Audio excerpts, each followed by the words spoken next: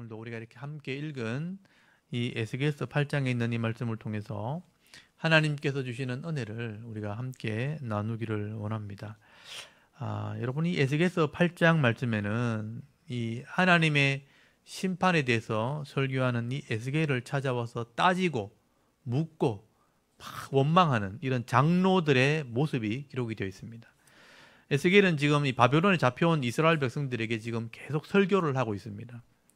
토판을 가지고 와가지고 예루살렘 성 모양을 만들어 놓고 막 전쟁하는 모습을 보여주면서 예루살렘이 이제 남아있는 사람들이 곧 이렇게 심판을 받게 될 것이라고 설교를 하고 예언을 합니다. 오른쪽에 이렇게 누워서 설교하고 왼쪽으로 누워서 설교하기도 하고 머리털과 수염을 막 잘라가지고 불태우고 막 바람에 날려가면서 그렇게 설교하기도 하고, 또 그래도 안 들으니까 발을 구르면서 손뼉을 치면서 예루살렘이 이렇게 세 가지 모습으로 멸망을 받게 될 것이라고 그렇게 예언을 하게 됩니다. 이렇게 에스겔이 별나게 맞게 설교할 때 당시에 이 많은 사람들은 그래도 나라가 망하는 것보다는 회복되기를 바라고 있었습니다. 바벨론에 잡혀와서 고생하는 것보다는 고국으로 돌아가는 게 낫겠다. 아직 망하지 않았으니까, 예루살렘 성이 남아있으니까 그렇게 돌아갔으면 좋겠다. 그렇게 생각을 했던 거예요. 그래서 이 이스라엘 백성들은 그래도 우리가 하나님 백성이고 하나님 믿는 사람들이고 하나님과 언약한 백성들인데 그렇게 비참하게 심판을 받고 세상에 버림을 당하고 악한 사람들에게 조롱을 꼭 당해야 되냐고 이 궁금한 사람들이 생긴 거예요. 그래서 장로들이 와가지고, 오늘 본문에 보시면 장로면 수염이 난 사람 이런 뜻이거든요. 그 중에 좀 어른들이 가서 한번 물어봐라. 그래서 이 사람들이 대표가 와가지고 에스겔의 집에 앉아가지고 막 따지고 묻는 겁니다. 그래도 우리가 하나님 백성인데 왜 이렇게 비참하게 죽어야 됩니까? 왜 망해야 됩니까? 왜 성전이 이렇게 무너져야 됩니까? 막 따지는 내용들이 있는 거예요. 오늘 8장 1절 한번 보십시오. 거기 보시면 질문의 내용들은 나오지 않아요. 근데 하나님의 답변을 보면 뭘 질문했는지를 알 수 있는 거예요. 1절에 보니까 이렇게 됐어요. 여섯째 해 여섯째 달 초닷새에 나는 집에 앉았고 유다의 장로들이라고 돼 있죠. 유다의 대표 어른들이 내 앞에 앉아 있는데, 여기서 막 따지고 있는데 이런 뜻이에요. 그러니까 주 여호와의 권능이 거기서 내게 내리시기로 막 따지고 질문하고 있는 중에 하나님이 임하셨다는 거예요. 그게 6년째 되는 여섯째 달 다섯째 날 6월 5일입니다. 여러분 에스겔서 1장 2절 말씀해 보시면 여호야긴 왕이 사로잡힌 지 5년째 되는 그날 5일이라고 돼 있거든요. 근데 지금 6년째 되는 6월 5일이니까 약 14개월이 지났어요. 잡혀온 지 14개월, 한 1년 2개월 정도 지났어요. 에스겔이 막 그렇게 설교한 걸 듣고 이 장로들이 에스겔을 찾아온 것입니다. 이 유다 장로들이 에스겔을 찾아와가지고 막 따지면서 막 질문을 하니까 하나님이 그걸 또 다 듣고 계신 거예요. 하나님이 장로들의 질문을 다 듣고 계시다가 하나님이 답답하신 거예요.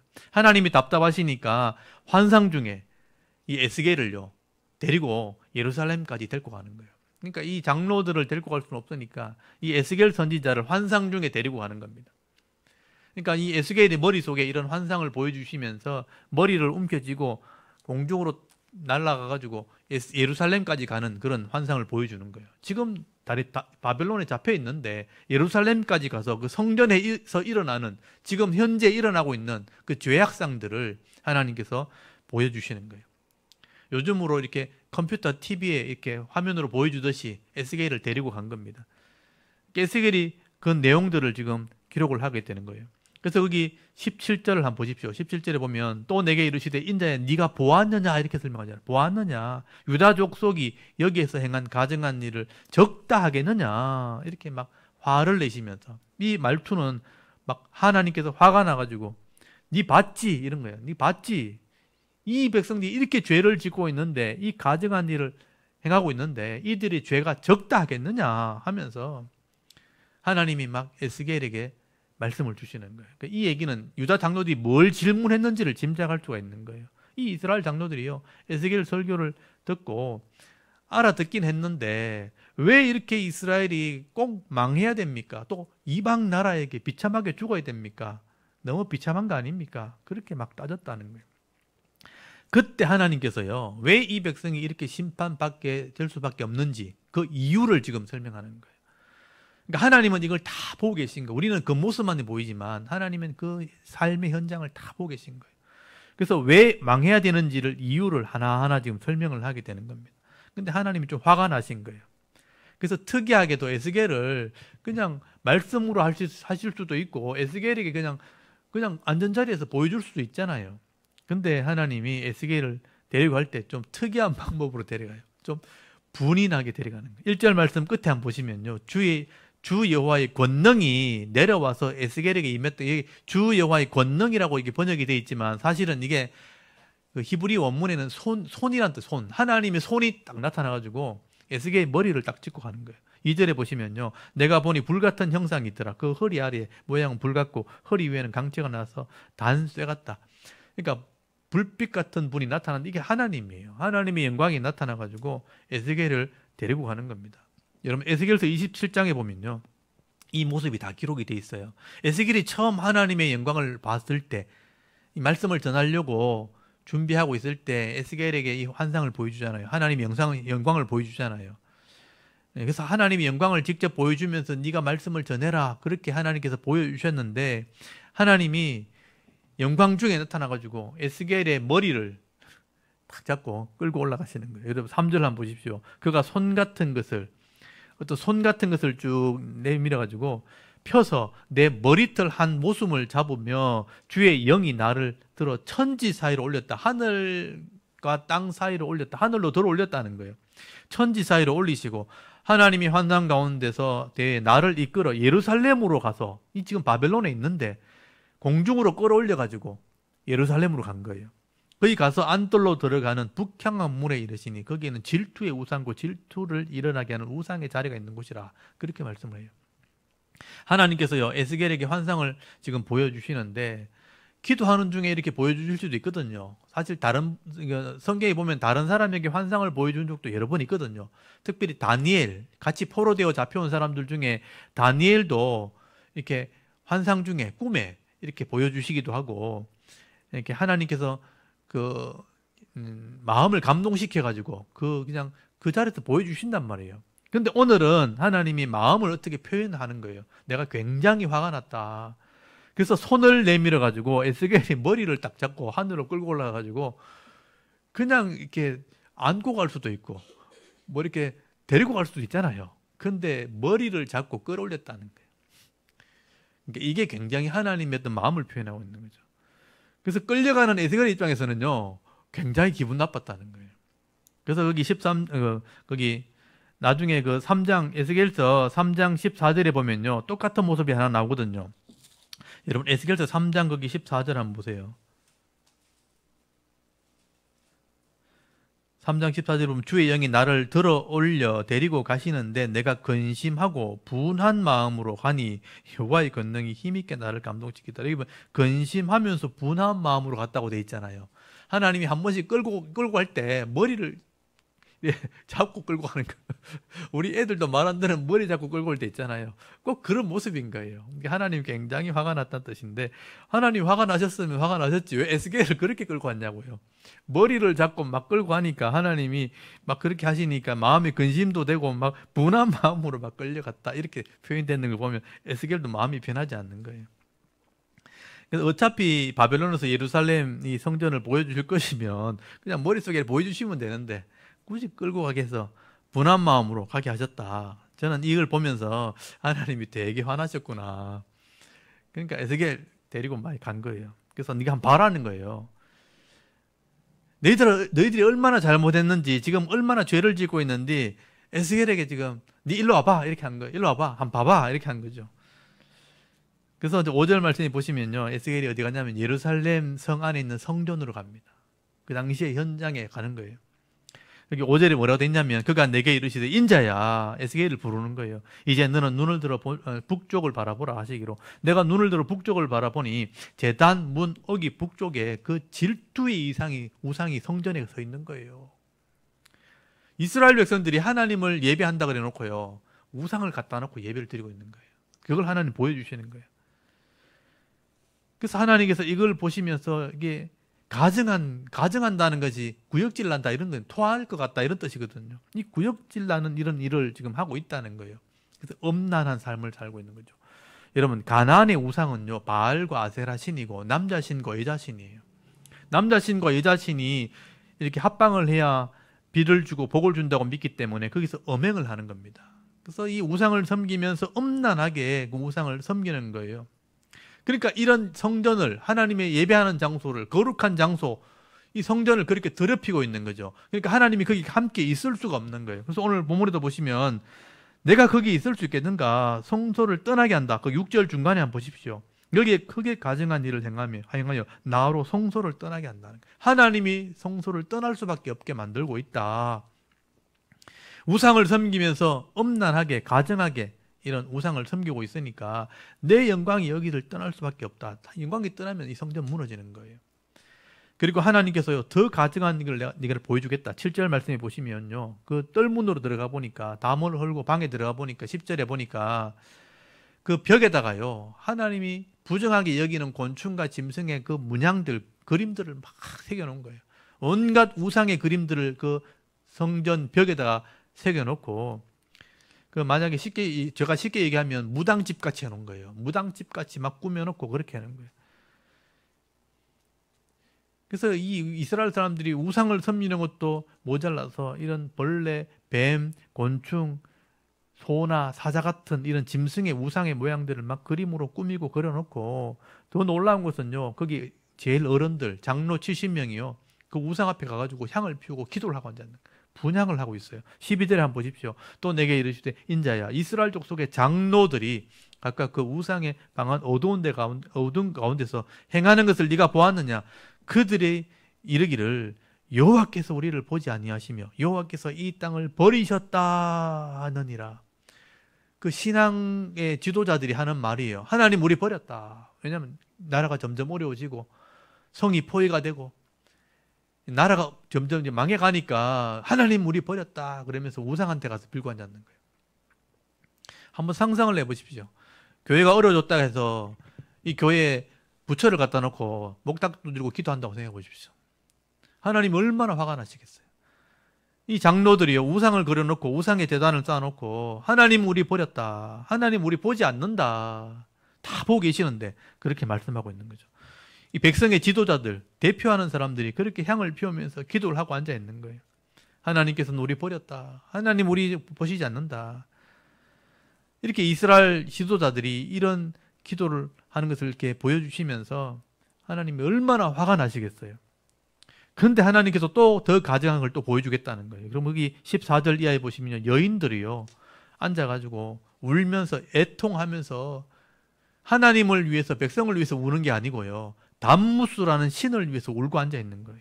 이 담무스는요, 바벨론의 신입니다. 바벨론에 있는 또 아수르의 신입니다. 식물의 신이에요. 겨울에 이 잠들었다가 봄이 일어나서 식물이 깰 때 생명을 준다고 믿었던 신이 담무스라는 신이에요. 근데 그 기운이 물러가는 그 시기가 되면요, 애곡을 하면서 슬퍼하는 예식을 하게 되는데, 이 담무스 신을 기리면서 애곡하고 통곡하면서 그렇게 우상을 섬기고 앉아 있는 거예요, 여자들이. 자기 백성의 죄를 위해서 울면서 회개하는 게 아니고 담무스를 위해서 우는 거예요. 이스라엘 백성들이 이렇게 하나님 말씀을 잊어버리고 하나님에 대한 믿음도 다 잃어버리고 이제 이방 신들을 자기 신으로 섬기면서 이 신이 우리에게 복을 준다 하면서 찬송하고 애곡하고 그렇게 예배를 드리고 있을 때 하나님이 얼마나 화가 나시겠어요. 16절에 한번 보십시오. 안뜰에 또 들어가 보니까 25명 정도가 이렇게 앉아가지고 동쪽 태양을 바라보면서 태양신을 향해서 경배를 하고 앉아 있는 거예요. 태양신은 애굽의 신입니다. 애굽의 신. 이게 바로 파라오가 태양신이거든. 이런 애굽의 신, 태양을 가지고 신이라고 경배를 하고 앉아 있는 거예요. 이스라엘 백성들은요, 이렇게 영적으로 타락을 하고 더러워져서 우상을 섬기면서 그들의 삶은 죄악으로 가득 차 있게 되었던 것입니다. 이렇게 우상을 섬기는 것은 사실은 자기 욕심을 채우려고 그렇게 하는 것입니다. 하나님 말씀대로 거룩한 삶, 또 사랑하는 삶, 그런 삶을 살아야 하나님 복을 주시는데 하나님을 믿지 않고 하나님을 버리고 악을 행하니까 점점 힘들어지니까 하나님 이름으로 기도해도 안 되니까 다른 신을 향해서 자기 욕심을 채우려고 그들에게 예배하고 그들을 위해서 애국하고 이렇게 죄를 지으면서 악을 행하면서 우상이 가득한 나라로 만들어 버렸단 거예요. 그러니까 하나님께서 이들을 보여주시면서 내가 용서할 수 있겠나 이러면서 이런 이 하나님의 성전을 이렇게 더럽혔는데 내가 용서할 수 있겠나. 죄를 회개하고 깨끗하게 할 수 있는 곳이 바로 이 성전인데 성전이 이렇게 우상의 집이 되어 버렸으니 이제는 더 이상 이스라엘은 소망이 없는 거예요. 예배를 제대로 드려야 거룩해지는 이 성소, 이 성전이 더럽혀졌으니 더 이상 희망이 없는 그런 백성이 되어버린 것입니다. 그래서 17절 말씀이 이제 하나님이 하시는 말씀이에요. 또 내게 이르시되 인자야 네가 보았느냐? 봤지 이런 거죠. 유다 족속이 여기서 행한 가증한 일을 적다 하겠느냐? 이렇게 죄를 지었는 이 죄가 적으냐? 그들이 그 땅을 폭행으로 채우고 또 다시 내 노여움을 일으켜 심지어 나뭇가지를 그 코에 두었느니라 그렇게 말씀을 합니다. 성전이 더럽혀지고 우상을 섬기는 이런 땅이 되어버리고 그런 성전이 더럽혀지는 이 삶을 보여주시면서 그 삶은 폭행으로 변해버렸다 그렇게 말씀하는 거예요. 그래서 하나님이 내가 노염이 일어난다. 여기 노염이 일어난다고 하고 코를 그 나뭇가지에 그 코를 두었다라는 표현이 나오는데 이거는 이제 여러 가지 이제 그 상황상에서 번역상에서 좀 문제가 있을 수 있는데요. 사실 이게 분노했다, 화가 났다는 표현이 콧구멍에서 연기가 난다 이런 뜻이거든요. 콧구멍에서 불이 나가지고 막 불이 났다 이런 말로 번역을 하게 되는데 그 불이 나는 콧구멍에 나뭇가지를 두면 어떻게 되겠어요? 더 활활 타오르겠죠. 그런 의미예요. 내가 더 분이 나고 더 화가 난다 이런 뜻이에요. 이 분노가 너무 지나치게 되었다 그렇게 표현하고 있는 것입니다. 이스라엘 백성들이 하나님의 분노를 일으키고 더 폭발하게 만들고 더 나를 화나게 만든 것이다 이렇게 말씀하는 거죠. 이스라엘 백성들이 회개하기는커녕 성전을 우상으로 더럽히게 되었으니 이제는 이 이스라엘 백성들의 죄를 회복할 길이 없고 씻을 길이 없다는 것입니다. 오늘날로 말하면요, 예배가 타락하게 되면 성도들이 은혜 받을 곳이 없어지는 거예요. 그러므로 이 이스라엘 백성들은요, 긍휼 없는 심판만 받게 되는 것이다. 그래서 내가 망하게 된다고 말씀하는 겁니다. 18절에 보면 마지막에 그렇게 돼 있죠. 그러므로 나도 분노로 갚아 불쌍히 여기지 아니하며 긍휼을 베풀지도 아니하리니 그들이 큰 소리로 내게 부르짖을지라도 내가 듣지 아니하리라. 이미 늦었다는 거예요. 이미 엘리야가 외칠 때, 엘리사가 외칠 때, 요나 선지자가 외칠 때, 아모스가 외칠 때 돌아왔어야 되는 거예요. 마지막 예레미야 선지자까지 외칠 때 돌아왔어야 되는 거예요. 이사야 선지자가 외치고 미가 선지자가 외치고 수많은 선지자가 외쳤는데도 들은 척도 안 하고 우상 앞에 가서 엎드리고 앉아있을 때 하나님께서 더 이상 이제는 내가 용서할 수 없다. 긍휼 없는 심판을 하겠다. 이미 때는 늦은 거예요. 심판이 임하면 긍휼이 있을 수 없다는 거죠. 이제는 기도해도 소용이 없다. 내가 이제 듣지 아니하리라. 성전을 더럽히고 하나님 앞에 회개하지 않는 자들, 끝까지 돌아오지 않는 자들, 하나님 불쌍히 여기지 않고 이제 심판하게 될 거다. 이제는 부르짖어도 소용이 없다. 심판이 임하게 될 것이다. 그렇게 말씀하게 되는 것입니다. 여러분, 이렇게 이스라엘 장로들이 따지러 왔을 때 하나님이 이걸 다 덜주시는 거예요. 우리가 하나님의 뜻을 잘 알지 못해가지고 이 땅이 어려워지고 내 인생이 힘들어질 때 하나님이 나를 다 보고 계시는데도 내가 이런 영적인 이유를 몰라가지고 환탄만 하고 있을 때 하나님이 다 덜쳐내시는 거죠. 이렇게 됐는데 네가 죄 없다 하겠느냐? 이렇게 말씀하시는 거예요. 여러분, 이 땅이 지금 그렇게 될 수 있다는 것을 기억하셔야 됩니다. 지금 수없는 교회들이 지금 이 땅에 존재하고 있죠. 저는 대구 땅을 이렇게 볼 때 서울 가면 더 하고요. 골목마다 교회 십자가 세워져 있어요. 제가 이 교회를 개척하려고 자리를 이렇게 교회 자리를 보려고 가는 곳마다 교회 없는데 교회를 세우려고 대구 시내를 다 돌아다녔어요. 동서남북으로 다 돌아다녔어요. 나중에 현풍까지 가고요. 저기 경산 너머까지 사돈까지 가고 저 금오지구까지 가고 막 칠고 저기 화원 지나가지고 다 가봤어요. 근데 골목골목마다 다 할 만한 데는 십자가가 다 세워져 있고 교회가 다 세워져 있어요. 저는 그런 생각했죠. 와, 하나님이 교회를 왜 이렇게 많이 세웠지? 십자가 왜 이렇게 많지? 그런 생각 안 해보셨어요? 하나님이 교회를 자꾸 세우시는 거예요. 교회를 자꾸 근데 교회를 자꾸 세우시는데도 하나님 말씀을 제대로 배우지 않고 말씀대로 바른 예배를 드리지 않고 자기 죄를 회개하기는커녕 그냥 자기 욕심을 이루려고 교회 와서 기도하고 있고 교회에서 예배 드리고 있다면, 막 열심으로 부르짖기만 한다면 그건 어떻게 보면 하나님 뜻이 아닌 거예요. 그 미신이 될 수 있는 겁니다. 저는 그런 생각을 했어요. 하나님이 교회다운 교회가 없어가 교회를 자꾸 세우시는구나. 교회다운 교회가 되게 하려고. 그렇게 만약에 이 십자가 세워진 모든 교회들이 정말 하나님 뜻대로, 정말 하나님 말씀대로 순종하면서 예배드렸다면 이미 대구는 다 변화되었어야 되는 거예요. 근데 그게 되지 않고 있는 거는 그만큼 많은 교회를 세웠는데도 불구하고 제대로 예배드리고 제대로 사는 사람이 많지 않다는 거예요. 오늘 시대가 그렇게 될 것을 두려운 겁니다. 오늘도 우리가 이 말씀을 보시면서요, 우리 교회가 이렇게 되지 않도록 여러분 기도하셔야 됩니다. 만약에 교회에 십자가를 세워놓고 그냥 내 욕심 이루기 위한 그런 예배만 드리고 그런 기도만 한다면 그건 하나님이 기뻐하는 그런 교회가 아닌 것입니다. 절대로 그런 신앙으로는 하나님을 기쁘시게 할 수 없고 우리의 기도는 절대로 응답될 수가 없는 것입니다. 여러분, 이렇게 신앙생활은 마지못해서 하는 게 아니고요, 내 뜻을 응답하게 하려고 그렇게 기도하는 것이 교회가 아니라는 것입니다. 이렇게 되면요, 내 뜻도 응답되지도 않겠지만 고통스러운 신앙생활을 하게 돼요. 열심은 열심대로 하는데, 기도는 막 열심히 하는데 뜻대로 안 되니까 열심히 하는 그 신앙만 있고 삶은 행복하지 않아요. 억지로 하는 신앙생활을 할 수밖에 없는 거예요. 그거는 하나님이 기뻐하는 신앙도 아니고 우리가 바른 신앙도 아닌 것이죠. 여러분, 오늘도 하나님께서 왜 이 이스라엘 백성들을 이렇게 심판하냐고 따지러 왔을 때 하나님께 답을 주시는 이 내용을 잘 보시기 바랍니다.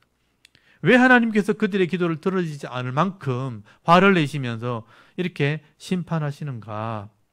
그들의 죄 때문입니다. 그들의 악함 때문입니다.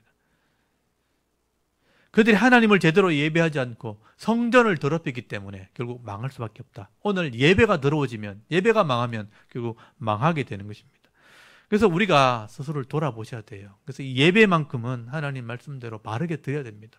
그렇게 할 때 희망이 있고 소망이 있게 되어지는 것입니다. 그래서 오늘 주제는 바른 예배가 되어야 되는 거예요. 오늘도 이 말씀을 통해서 하나님 뭘 찾고 계시는가? 그래도 성소라면, 교회가 세워졌다면 바른 예배 드리시기를 원하시는 겁니다. 오늘 제가 시편 84편 말씀을 읽어드렸잖아요. 주의 집에 사는 자는 복이 있나니 그들이 항상 주를 찬송하리라.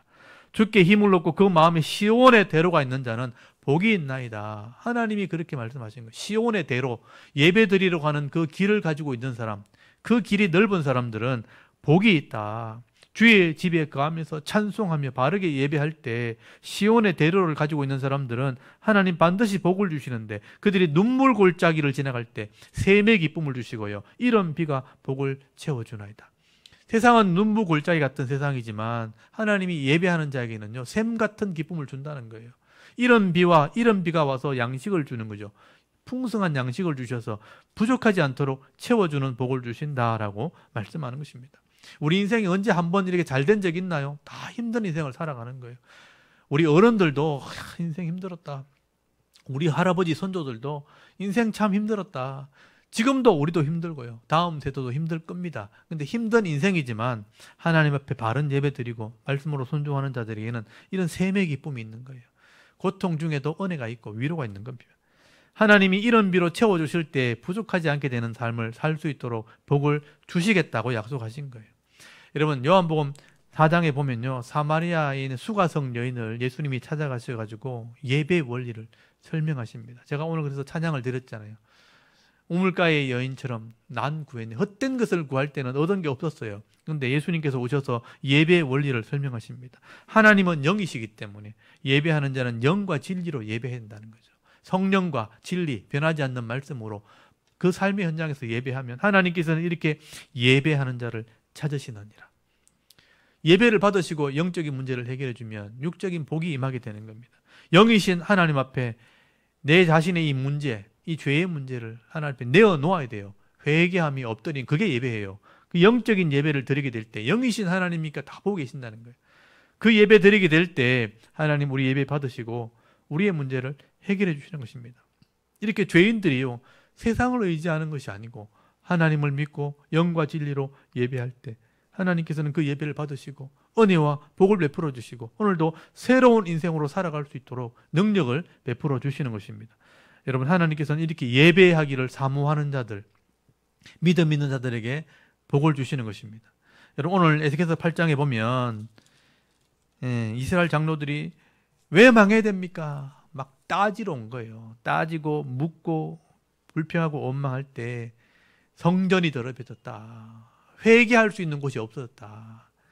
우상을 바라보면서 너들이 하나님을 버렸다. 그래놓고 죄를 적다 하겠느냐? 왜 망한다고 할 수 있겠느냐? 예배를 멸시하다가 심판을 받게 되는 이 이스라엘 백성들의 모습을 보면서요, 우리가 하나님 마음을 깨달을 수 있기를 바랍니다. 오늘도 우리가 예수 그리스도의 십자가를 믿는 믿음으로 회개하는 삶, 또 예배하는 삶을 살아갈 때 우리 영혼이 새로워지는 은혜가 있는 겁니다. 그래서 주일 예배를 사모하셔야 되고, 수요일 예배, 또 매일마다 아침마다 드리는 예배, 또 주일 오후에도 드리는 예배, 예배를 통해서 여러분이 스스로를 회복할 수 있기를 바랍니다. 이게 하나님 주신 은혜예요. 영육이 새로워지고 하나님 주시는 은혜가 임하게 될 때 나는 부족한데 전능하신 하나님이 함께 하시니까 이기게 되는 것입니다. 오늘도 예배자에게 주시는 이 은혜를 잃어버리지 않기를 바랍니다. 오늘도 어떤 형편에 있든지 간에 하나님께 나와 예배하기를 기뻐하고 하나님 말씀대로 순종하며 오늘 하루하루 삶을 살아가게 될 때 하나님을 기쁘시게 하는, 하나님 마음을 시원케 해드릴 수 있는 저와 여러분의 이런 영적인 삶의 모습이 되실 수 있기를 주의 이름으로 축원합니다. 아멘. 우리 잠깐 기도드리겠습니다. 하나님, 오늘도 이 에스겔 선지자가 기록한 예루살렘의 이 타락한 모습, 성전이 더럽혀